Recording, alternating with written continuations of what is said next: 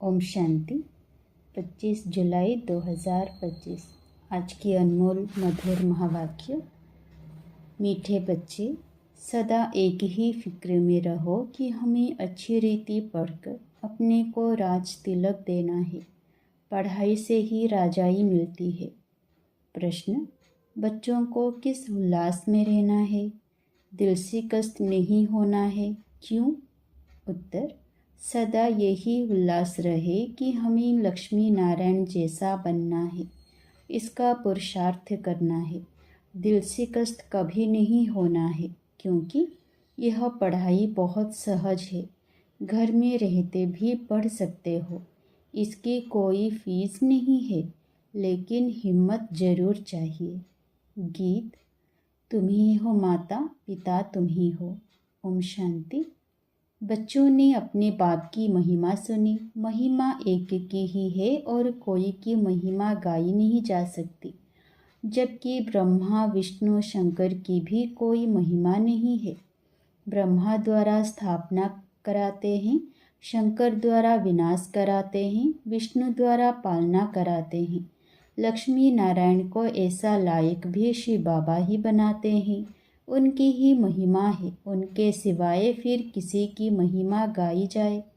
इनको ऐसा बनाने वाला टीचर ना हो तो यह भी ऐसे ना बने। फिर भी महिमा है सूर्यवंशी घराने की, जो राज्य करते हैं। बाप संगम पर ना आए तो इन्हों को राजाई भी मिल न सके। और तो किसी की महिमा है नहीं।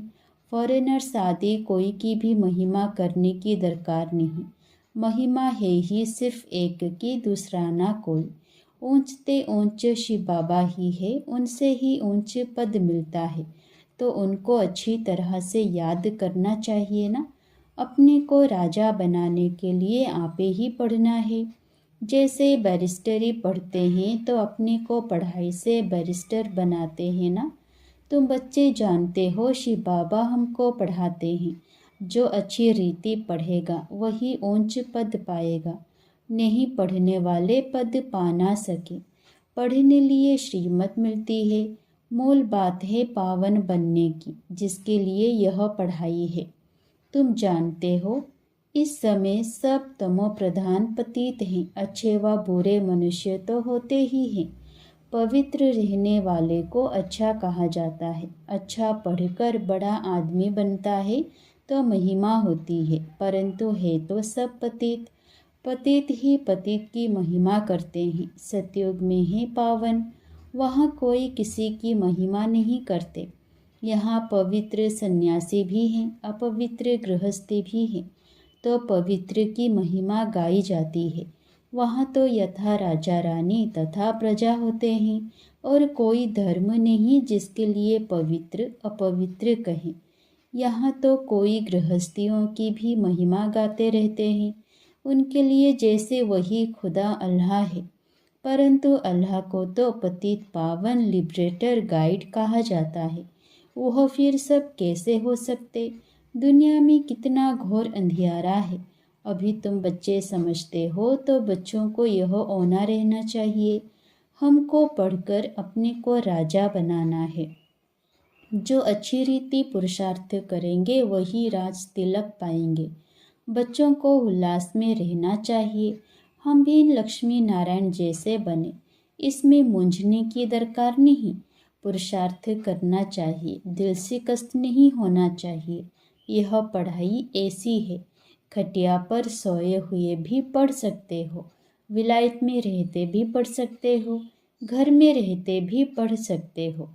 इतनी सहज पढ़ाई है। मेहनत कर अपने पापों को काटना है और दूसरों को भी समझाना है। दूसरे धर्म वालों को भी समझाना है। दूसरे धर्म वालों को भी तुम समझा सकते हो। कोई को भी यह बताना है तुम आत्मा हो। आत्मा का स्वधर्म एक ही है। इनमें कोई फर्क नहीं पड़ सकता है। शरीर से ही अनेक धर्म होते हैं। आत्मा तो एक ही है। सब एक ही बाप के बच्चे हैं। आत्माओं को बाबा ने एडप्ट किया है, इसीलिए ब्रह्मा मुख वंशावली गाए जाते हैं। कोई को भी समझा सकते हो आत्मा का बाप कौन है। फॉर्म जो तुम भराते हो उसमें बड़ा अर्थ है। बाप तो जरूर है ना, जिसको याद भी करते हैं।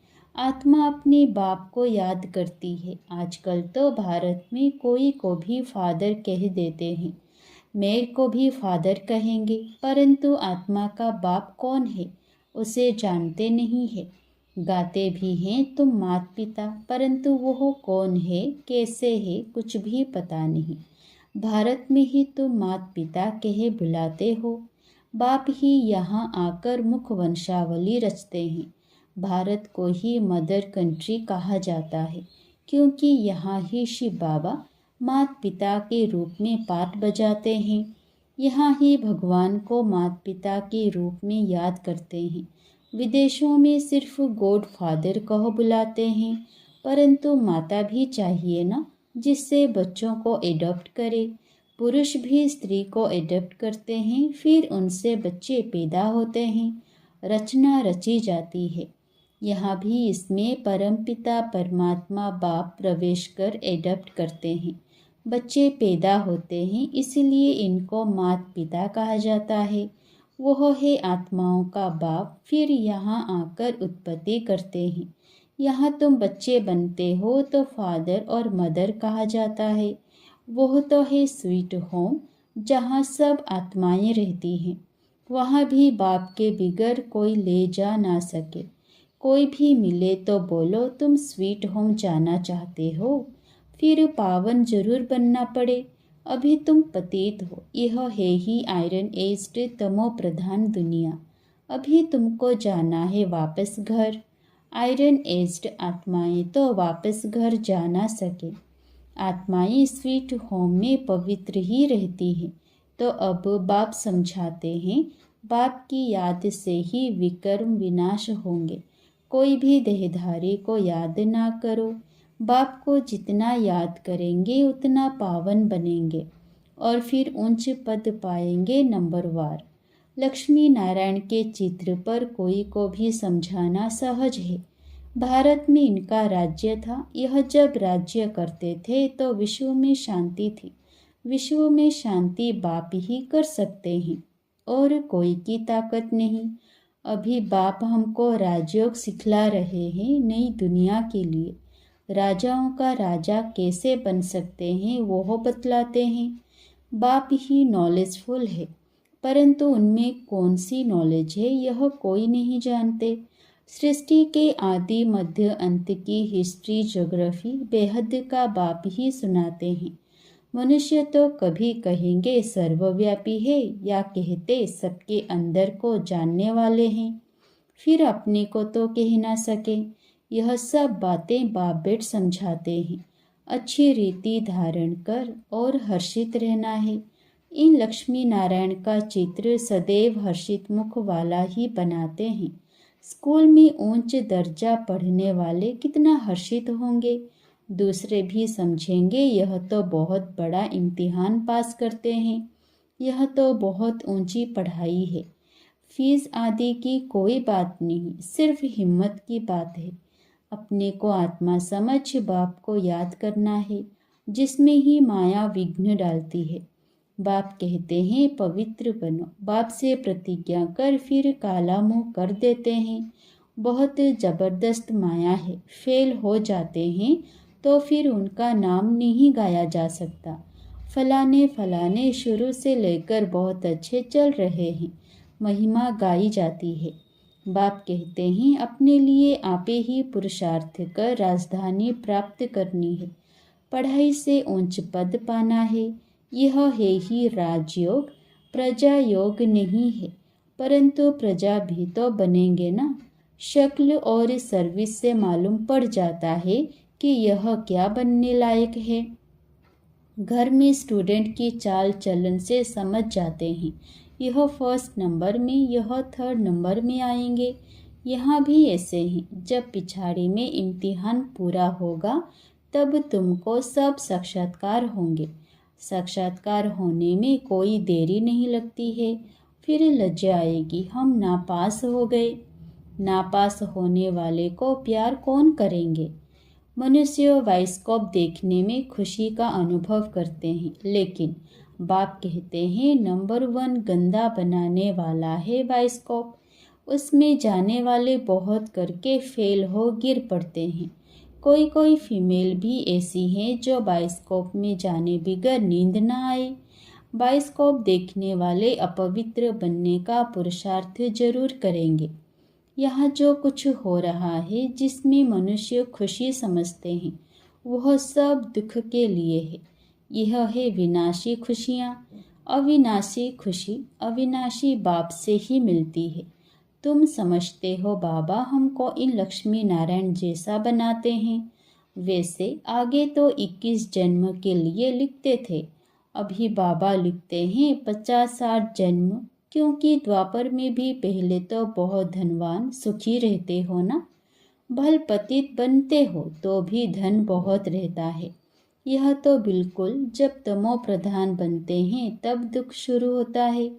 पहले तो सुखी रहते हो, जब बहुत दुखी होते हो तब बाप आते हैं। महा अजामिल जैसे पापियों का भी उद्धार करते हैं।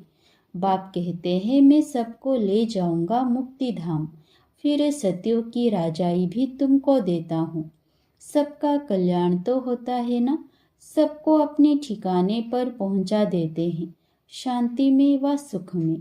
सतयुग में सबको सुख रहता है, शांति धाम में भी सुखी रहते हैं। कहते हैं विश्व में शांति हो। बोलो इन लक्ष्मी नारायण का जब राज्य था तो विश्व में शांति थी ना। दुख की बात हो नहीं सकती, ना दुख ना शांति।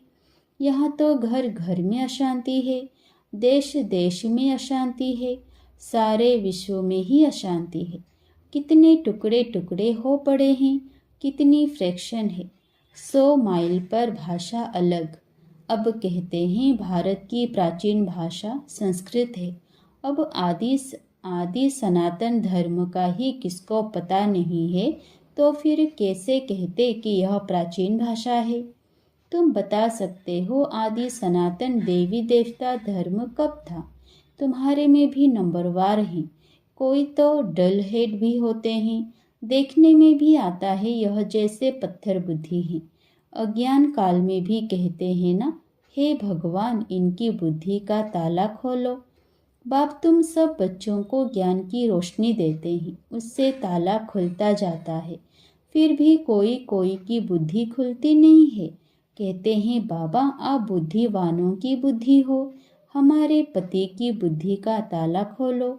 बाप कहते हैं इसलिए मैं थोड़े ही आया हूँ जो एक एक की बुद्धि का ताला बेट खोलूँ, फिर तो सबकी बुद्धि खुल जाए, सब महाराजा महारानी बन जाएं। हम कैसे सबका ताला खोलेंगे। उनको सतयुग में आना ही नहीं होगा तो हम ताला कैसे खोलेंगे। ड्रामानुसार समय पर ही उनकी बुद्धि खुलेगी, मैं कैसे खोलूँगा। ड्रामा के ऊपर भी है ना। सब फुल पास थोड़े ही होते हैं, स्कूल में भी नंबरवार होते हैं। यह भी पढ़ाई है, प्रजा भी बनना है। सबका ताला खुल जाए तो प्रजा कहाँ से आएगी। यह तो कायदा नहीं। तुम बच्चों को पुरुषार्थ करना है, हर एक के पुरुषार्थ से जाना जाता है। जो अच्छी रीति पढ़ते हैं उनको जहाँ तहाँ बुलाया जाता है। बाबा जानते हैं कौन कौन अच्छी रीति सर्विस कर रहे हैं। बच्चों को अच्छी रीति पढ़ना है, अच्छी रीति पढ़ेंगे तो घर ले जाऊंगा, फिर स्वर्ग में भेज दूंगा। नहीं तो सजाएं बहुत कड़ी हैं, पद भी भ्रष्ट हो जाएगा। स्टूडेंट को टीचर का शो निकालना चाहिए। गोल्डन एज में पारस बुद्धि थे, अभी है आयरन एज, तो यहाँ गोल्डन एज बुद्धि हो कैसे सकती। विश्व में शांति थी जबकि एक राज्य एक ही धर्म था। अखबार में भी तुम डाल सकते हो, भारत में जब इनका राज्य था तो विश्व में शांति थी। आखिर समझेंगे ज़रूर। तुम बच्चों का नाम वाला होना है। उस पढ़ाई में कितने किताब आदि पढ़ते हैं, यहाँ तो कुछ नहीं, पढ़ाई बिल्कुल सहज है। बाकी याद में अच्छे अच्छे महारथी भी फेल हैं। याद का जौहर नहीं होगा तो ज्ञान तलवार चलेगी नहीं। बहुत याद करें तब जौहर आए। भल बंधन में भी हैं फिर भी याद करते रहते तो बहुत फ़ायदा है। कभी बाबा को देखा भी नहीं है, याद में ही प्राण छोड़ देते हैं तो भी बहुत अच्छा पद पा सकते हैं, क्योंकि याद बहुत करते हैं। बाप की याद में प्यार के आंसू बहाते हैं, वह आंसू मोती बन जाते हैं।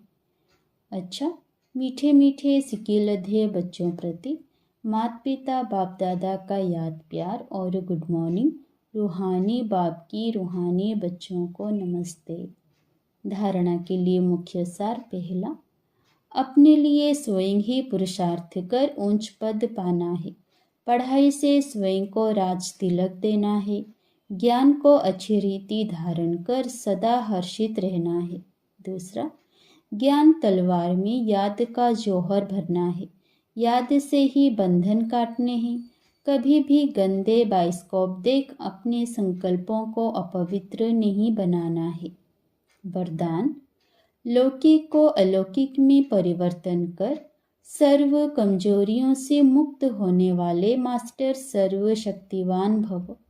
जो मास्टर सर्वशक्तिवान नॉलेजफुल आत्माएं हैं, वे कभी किसी भी कमजोरी व समस्याओं के वशीभूत नहीं होती, क्योंकि वे अमृत वेले से जो भी देखते, सुनते, सोचते या कर्म करते हैं, उसको लौकिक से अलौकिक में परिवर्तन कर देते हैं। कोई भी लौकिक व्यवहार निमित्त मात्र करते हुए अलौकिक कार्य सदा स्मृति में रहे तो किसी भी प्रकार के मायावी विकारों के वशीभूत व्यक्ति के संपर्क से स्वयं वशीभूत नहीं होंगे। तमोगुणी वाइब्रेशन में भी सदा कमल समान रहेंगे। लौकिक कीचड़ में रहते हुए भी उनसे न्यारे रहेंगे। स्लोगन, सर्व को संतुष्ट करो तो पुरुषार्थ में स्वतः हाई जंप लग जाएगा। अव्यक्त इशारे, संकल्पों की शक्ति जमा कर श्रेष्ठ सेवा के निमित्त बनो। संकल्प शक्ति जमा करनी है तो कोई भी बात देखते सुनते सेकंड में फुल स्टॉप लगाने का अभ्यास करो। अगर संकल्पों में क्यों, क्या कि क्यों लगा दी, व्यर्थ की रचना रच ली तो उसकी पालना करनी पड़ेगी। संकल्प, समय, एनर्जी उसमें खर्च होती रहेगी। इसलिए अब इस व्यर्थ रचना का बर्थ कंट्रोल करो, तब बेहद सेवा के निमित्त बन सकेंगे। ओम शांति।